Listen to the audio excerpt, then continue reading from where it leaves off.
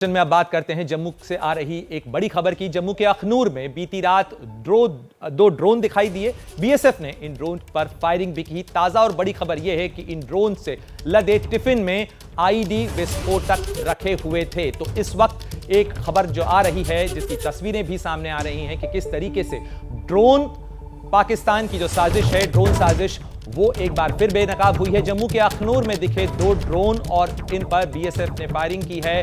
BSF की firing के बाद ये संदिग्ध ड्रोन वापस लौट गए।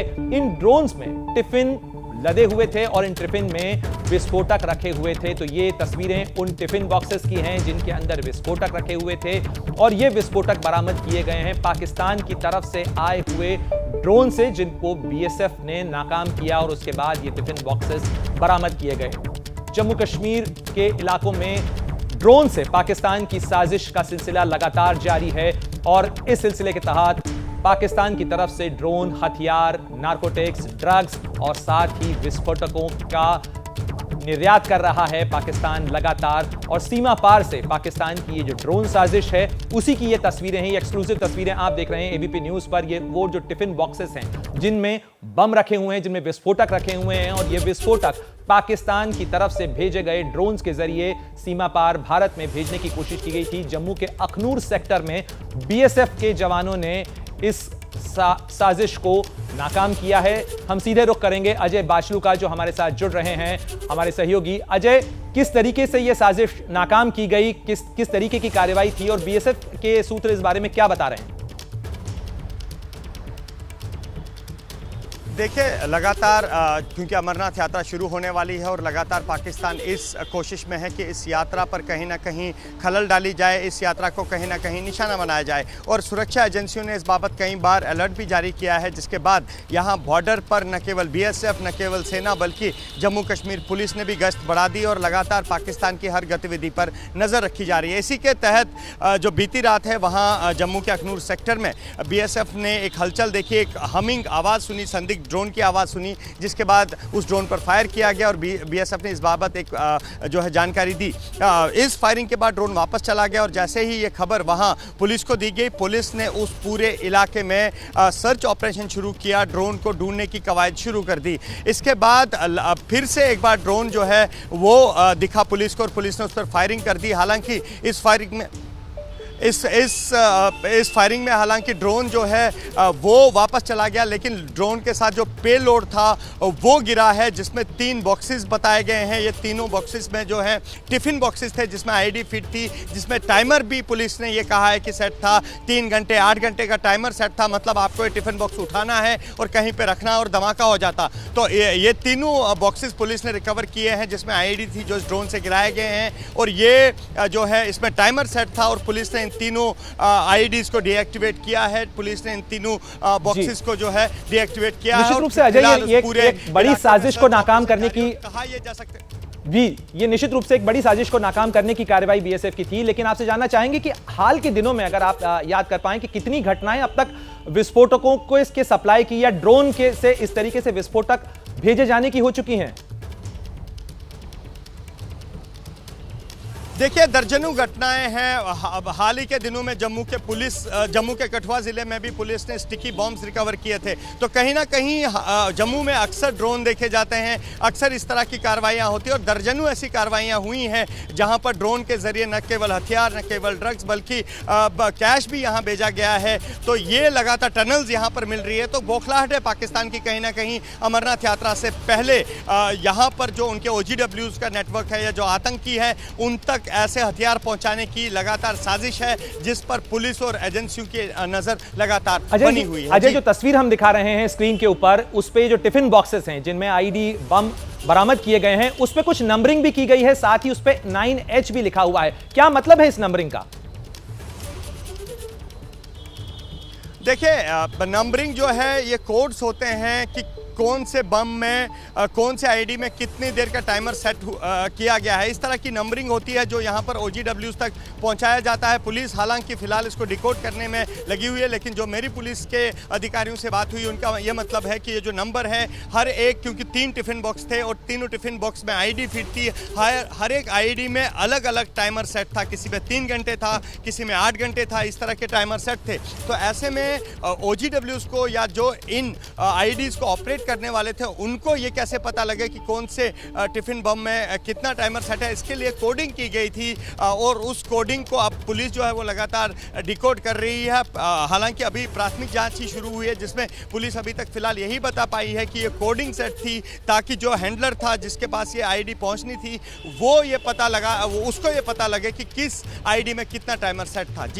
जी बिल्कुल अजय, आप हमारे साथ बने रहें। एक बार दर्शकों को वो तस्वीर भी दिखा देते हैं जो इस वक्त स्क्रीन पर है। ये वो 3 टिफिन बॉक्सेस हैं और इनके ऊपर आप नंबरिंग देख सकते हैं। इस पर लिखा हुआ है 2 किलो, 2 kg लिखा हुआ है। साथ ही स्क्रीन पर आप देखिए कि यहां पर किस तरीके से H61 यानी पहला डब्बा जो है उसके ऊपर H6 लिखा हुआ है। इसके अलावा ये दूसरे नंबर का डब्बा है जिसके ऊपर नंबरिंग है। ये टिफिन बॉक्स है और ये टिफिन बॉक्स बरामद किए गए हैं पाकिस्तान की तरफ से भेजे गए ड्रोन से। साथ ही इसके ऊपर 9H भी लिखा हुआ है, ये एक तरीके का कोड हो सकता है। साथ ही ये जो बॉक्स है इसके ऊपर नंबर 3 डला हुआ है, 18H इसके ऊपर लिखा हुआ है। 18H यानी संभव है कि ये जो नंबरिंग है ये आवर्स की हो, यानी 9 आवर्स, 18 आवर्स और 6 आवर्स, यानी आवर वाइज यानी घंटों के हिसाब से नंबरिंग भी हो सकती है। इस तरीके की का एनालिसिस किया जा रहा है फिलहाल। और साथ ही बीएसएफ इन चीजों की तलाश भी कर रही है। जो उसके जो बॉम्ब एक्सपर्ट्स हैं वो इसमें बरामद आईडीज जो हैं उनको डिफ्यूज करने के साथ साथ इस पूरे हमले को, इस पूरी घटना को की पड़ताल की जा रही है कि आखिर इसे कैसे और क्यों अंजाम दिया गया। क्या अमरनाथ यात्रा से पहले जिसको लेकर चेतावनी भी जारी की गई थी, जिसको लेकर आशंका जताई जा रही थी, उसको दहलाने की कोशिश है। अजय, आपसे एक बार फिर जानना चाहेंगे कि क्या ये जो नंबरिंग है, क्या ये सिलसिलेवार एक विस्फोट करने की साजिश थी, क्या सीरियल ब्लास्ट की साजिश थी जिसे नाकाम किया गया? जी बिल्कुल, सीरियल ब्लास्ट की साजिश थी, क्योंकि जो इन आईडीज़ में टाइमर फिट था वो अलग अलग था। पुलिस ने अपने औपचारिक बयान में कहा है कि तीनों आईडीज़ में अलग अलग जो है टाइमर फिट थे। किसी में 3 घंटे का टाइमर था, किसी में 8 घंटे का टाइमर था। तो जिससे साफ है कि ये जो टिफ़िन बॉक्स थे ये फटने वाले थे। कोई 3 घंटे बाद फटता, कोई 8 घंटे बाद फटता। तो इस तरह से कहीं ना कहीं साजिश थी। और रैकी एक और इम्पोर्टेंट चीज़ यहाँ बताऊँ, लगातार यहाँ पर जो पुलिस और जो खुफिया एजेंसियाँ हैं उनके मुताबिक लगातार यहाँ पर रैकी जो है वो OGWs और आतंकी नेटवर्क कर रहे हैं। इससे पहले भी हमने देखा है यहाँ पर कई मंदिरों की रैकी की गई थी, बस स्टैंड की रैकी की गई थी, रेलवे स्टेशन की रैकी की गई। तो अलग अलग रैकीज भी यहाँ पर ये जो आतंकी OGWs है वो लगातार कर रहे हैं। तो जिस तरह से टाइमर सेट था उससे एक बात तो साफ है कि इन ये जो टिफ़िन बॉक्सेस थे इनको उठाकर सिर्फ रखना था। इनमें किसी तरह का कोई क्योंकि नॉर्मली जो आईडीज़ आती हैं उसमें तो तारें होती हैं, उन 2 तारों को जोड़कर उसके बाद वो आईडी एक्टिवेट होती है। लेकिन इस केस में आईडी ऑलरेडी एक्टिवेटेड थी और उन टिफिन्स को उठाकर कहीं रखना था। वो जगहें कौन सी थी, क्या थी, पुलिस इस बारे में अभी पूछताछ कर रही है। लेकिन एक बात ज़रूर साफ है कि जिस तरह से इनमें टाइमिंग सेट था, कहीं ना कहीं सीरियल ब्लास्ट करने की कोशिश ज़रूर थी आतंकियों की, जिससे पुलिस ने यहाँ विफल किया है। जी अजय, क्या पुलिस की तरफ से कोई सघन तलाशी अभियान शुरू किया गया है इस पूरे मामले की पड़ताल के लिए? जी बिल्कुल, देखिए जब इस तरह की घटना होती है, कहीं पर ड्रोन दिखता है या ड्रोन जैसी संदिग्ध वस्तु दिखती है, एक स्टैंडर्ड ऑपरेटिंग प्रोसीजर SOPs आगे से ही फॉलो किया जाते हैं। कल की ही घटना की अगर हम बात करें, पहले BSF को ड्रोन दिखता है, BSF उस पर फायरिंग करती है, ड्रोन वापस चला जाता है। लेकिन जैसे पुलिस को इस बाबत पता लगता है तो SOP जो स्टैंडर्ड ऑपरेटिंग प्रोसीजर है उसके तहत पुलिस उस पूरे इलाके को घेरती है, कहीं वो ड्रोन न गिरा हो या उस ड्रोन ने कोई ड्रॉपिंग न की हो। उसके बाद लगातार इसी SOP के दौरान पुलिस को एक और ड्रोन दिखता है जिस पर फायर होता है, और जब पुलिस ये फायर करती है तो ड्रोन तो वापस चला जाता है लेकिन पेलोड नीचे आकर गिर जाता है। तो स्टैंडिंग ऑपरेटिंग प्रोसीजर जो है वो लगातार यहाँ पर सुरक्षा बलों को बताया गया है। जब भी इस तरह की घटना होती है, जिस भी इलाके में ड्रोन दिखता है उस पूरे इलाके को सुरक्षा घेरे में लिया जाता है, वहाँ पर सघन तलाशी अभियान किया जाता है और वहाँ चप्पा चप्पा खंगाला जाता है। न केवल इसलिए कि कहीं ड्रोन न गिरा हो, बल्कि इसलिए भी कि कहीं उस ड्रोन का पेलोड नीचे ना बनाया, और इसलिए भी कि कहीं इस ड्रोन का पेलोड उठाने के लिए कोई शख्स, कोई संदिग्ध शख्स उस इलाके में ना हो। इस तरह की यहाँ पर जो है स्टैंडर्ड ऑपरेटिंग प्रोसीजर्स पहले से ही तय किए गए हैं।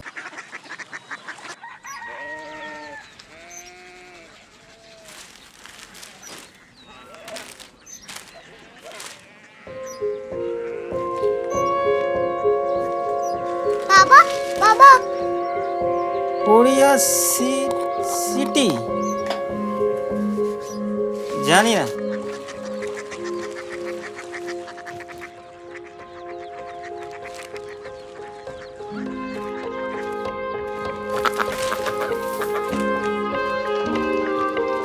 Korea city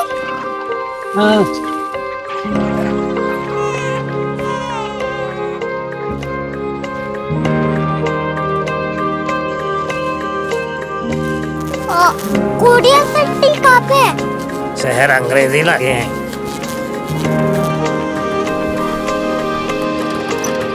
Korea city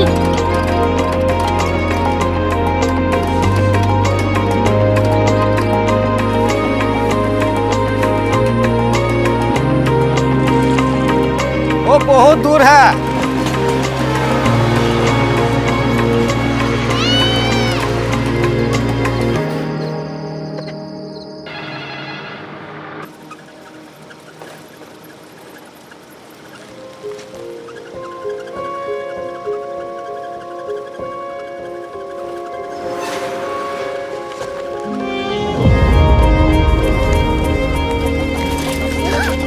Korea city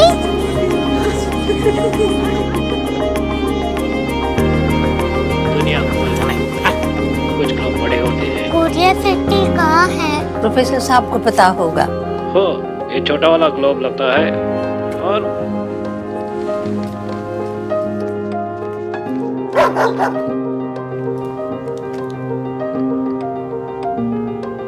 पता नहीं, मेरी बेटी से जाके मिल लो, शायद उसे मालूम हो।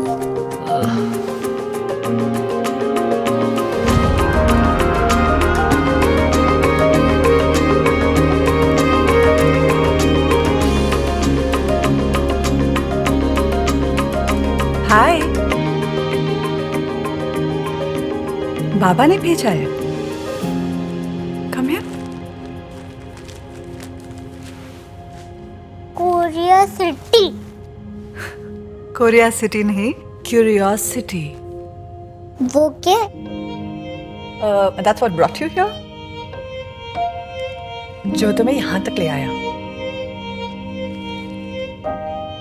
क्यूरियोसिटी